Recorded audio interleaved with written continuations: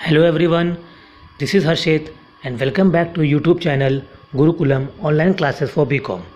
कैसे हैं आप सब? उम्मीद करता हूं बहुत ही अच्छे होंगे और अपने अपने घरों पे सेफ़ होंगे। तो जैसा कि हमने अपनी पिछली वीडियो में आपको बताया था कि नेक्स्ट वीडियो हमारी ई कॉमर्स पे होगी, तो आज हम लाए हैं आपके लिए ई कॉमर्स का सेशन।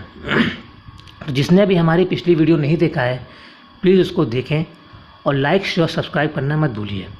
तो चलिए आज का सेशन हमारा शुरू करते हैं। आज का हमारा सेशन है ई कॉमर्स पे। ई कॉमर्स मीन्स कॉमर्स और बिजनेसेस थ्रू इलेक्ट्रॉनिक मीडिया और online business. E commerce also known as electronic commerce or internet commerce refers to the buying and selling of goods or services using the internet and transfer of money and data to execute these transactions। तो e commerce ये हो गया कि जो business हम online कर रहे हैं या इलेक्ट्रॉनिक मीडियम के थ्रू कर रहे हैं, जिसमें हमारे goods and services electronic media के थ्रू ट्रांसफ़र हो रहे हैं एंड मनी भी उसी के थ्रू ट्रांसफ़र हो रहा है, वो हमारा ई कॉमर्स हो गया। E commerce is often used to refer to the sale of physical products online, but it can also describe any kind of commercial transaction that is facilitated through the internet. E commerce से physical products पे नहीं deal करता, बल्कि हमारे जो services हैं या कोई और कमर्शियल ट्रांजेक्शन हो गया जो कि हम इंटरनेट के थ्रू कर रहे हैं, वो भी हमारा ई कॉमर्स हो गया। Like payment of fees, payment of cheques और भी डिफरेंट चीज़। Whereas e-business refers to all aspects of operating on online business. E-commerce refers specifically to the transaction of goods and services. तो यहाँ पर हमें ई कॉमर्स और ई business का एक छोटा सा डिफरेंस बताया गया है। ई बिज़नेस सारे एस्पेक्ट्स के बिज़नेस के सारे एस्पेक्ट्स को डील करता है और e commerce only deals with buying and selling of goods. तो हम ये कह सकते हैं कि ई कॉमर्स ई बिज़नेस का ही एक पार्ट है। E commerce has evolved to make products easier to discover and purchase to online retailers and marketplaces। इसने हमें हेल्प किया है कि हम प्रोडक्ट को आराम से पा सकते हैं और ईज़िली पा सकते हैं, एक अफोर्डेबल प्राइजेस पे पा सकते हैं और क्वालिटी भी अच्छी होती है। Independent freelancers, small businesses and large corporations have all benefited from e commerce. छोटे से छोटा, बड़े से बड़ा आदमी ई कॉमर्स से बेनिफिट हुआ है, चाहे वो छोटा दुकानदार हो या बड़ा होलसेलर हो, which enables them to sell their goods and services on a scale that was not possible with traditional offline retail। E commerce ने हमें हेल्प किया है कि हम वो प्रोडक्ट, वो कॉस्ट पे वो सर्विसेज रेंडर कर सकें जो हम ट्रेडिशनल ऑनलाइन मार्केट के थ्रू नहीं कर सकते थे या ऑफलाइन मार्केट के through. Online stores like Amazon, Flipkart, Shopsy, Myntra ये इसी के एग्जाम्पल्स हैं। Examples of e-commerce. E-commerce can take on a variety of forms involving different transactional relationships between businesses and consumers, as well as different objects being exchanged as part of these transactions। E-commerce बहुत से form ले सकता है और हमने उसी कुछ forms को नीचे डिस्क्राइब किया है। रिटेल मतलब direct selling from a manufacturer to a consumer. Wholesale means direct selling from manufacturer to some other wholesaler or person who doesn't consume the good but purchases it for resale। Drop shipping, the sale of product which is manufactured and shipped to the consumer by a third party। किसी third party के through product को ship करना जो कि या manufacture करके किसी और को देना, वो हमारा drop shipping. Crowd funding, the collection of money from consumers in advance of a product being available in order to raise the startup capital necessary to bring into market. वो मनी इकट्ठा करना कंज्यूमर से product देने के पहले जो ज़रूरी है कि प्रोडक्ट मार्केट तक पहुंच सके। फिर है हमारा subscription, the automatic recurring purchase of a product और service on a regular basis until the subscriber chooses to cancel. Subscription हमारा और कुछ नहीं, हमारे जितने भी OTT कंटेंट के सब्सक्राइबर हैं हम लोग, जैसे कि नेटफ्लिक्स हो गया, अमेज़ॉन हो गया, जितनी भी साइट्स के सब्सक्राइब करते हैं उसमें हमको रेगुलर बेसिस पे सब्सक्राइब करना पड़ता है। नहीं करते हैं तो वो मैसेजेस आते रहते हैं। फिजिकल प्रोडक्ट, कोई भी फिजिकल प्रोडक्ट मतलब हमारे जितने भी कोई भी जो हम छू सकें वो हमारे फिजिकल प्रोडक्ट हैं, उनकी डीलिंग अगर हम करते हैं तो वो फिजिकल प्रोडक्ट्स हो गए। डिजिटल प्रोडक्ट्स वो हो गए जो कि digital goods, templates and of course और media that must be purchase for consumption और लाइसेंस फॉर यूज़। तो जितने भी डिजिटल गुड्स हो गए, टेम्पलेट्स हो गए या मीडिया के थ्रू जो भी हम चीज़ खरीदते हैं, जिनका हम यूज़ करते हैं या लाइसेंस लेते हैं, वो डिजिटल प्रोडक्ट्स हो गए। सर्विसेज जो हमारे फिजिकल नहीं हैं, नॉन फिजिकल हैं गुड्स, वो हमारे सर्विसेज कहलाते हैं, जिनके बदले हम पैसा देते हैं, वो भी ई कॉमर्स के ही अंदर आएंगे। अब हम देखेंगे वाई पीपल शॉप ऑनलाइन, लोग क्यों ऑनलाइन खरीदते हैं। तो उसके भी कुछ रीजंस हैं। रेंज ऑफ प्रोडक्ट, क्योंकि वहाँ जितनी रेंज है वो हमें शायद ही ऑफलाइन ट्रेडिशनल मार्केट में मिल सके। ईजी टू बाय, ख़रीदना आसान है, आप किसी भी मीडियम पे जाइए आराम से ख़रीद सकते हैं। टाइम सेविंग, ये बहुत टाइम बचाता है, जितना में आप एक बार शायद मार्केट जाएँ प्रोडक्ट लें उतने में आप यहाँ घर बैठे पूरी ऑनलाइन बाइंग और सेलिंग कर सकते हैं।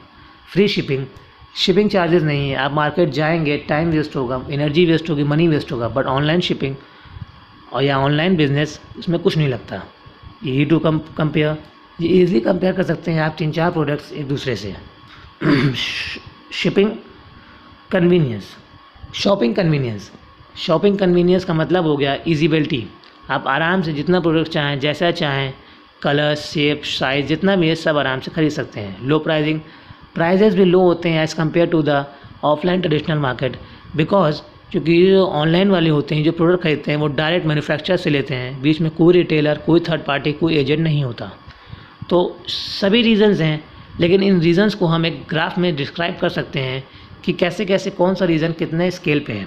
जैसे कि हमारा ईजी टू प्रोडक्ट अगर हम एक ग्राफ बनाएं तो 18th पे है, ईजी टू बाय उससे कुछ ज़्यादा है, टाइम सेविंग उससे कुछ ज़्यादा है, फ्री शिपिंग उससे कुछ ज़्यादा है।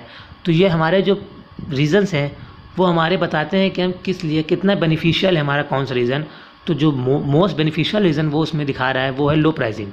तो मैक्सिमम पीपल जो ऑनलाइन बिजनेस करते हैं या ऑनलाइन शॉपिंग करते हैं वो लो प्राइसिंग की वजह से ही करते हैं। फिर है हमारे types of e commerce.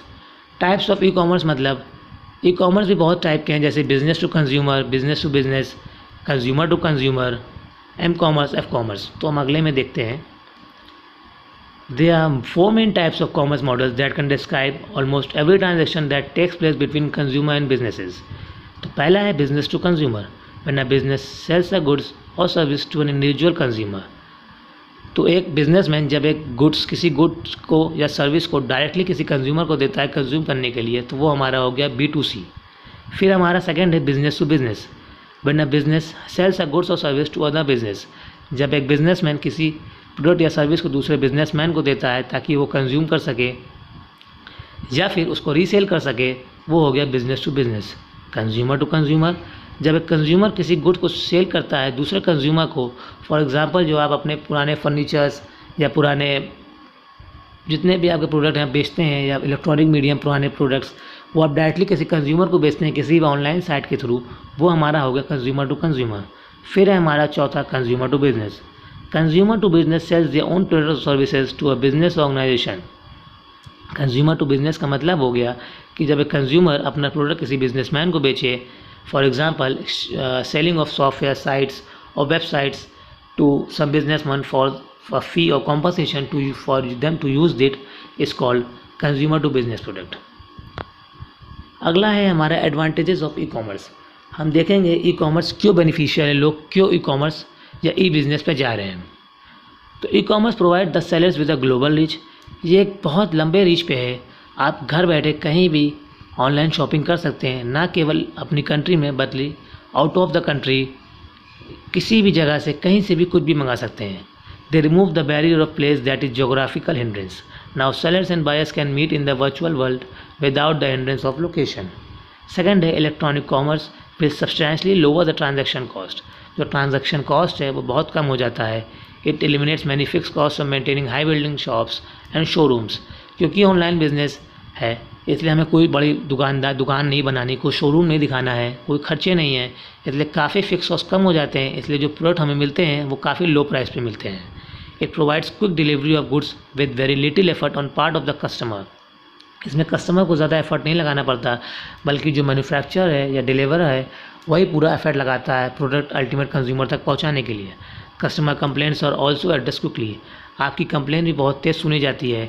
It also save time and energy and effort for both the consumer and manufacturers. On other great advantage is the convenience it offers.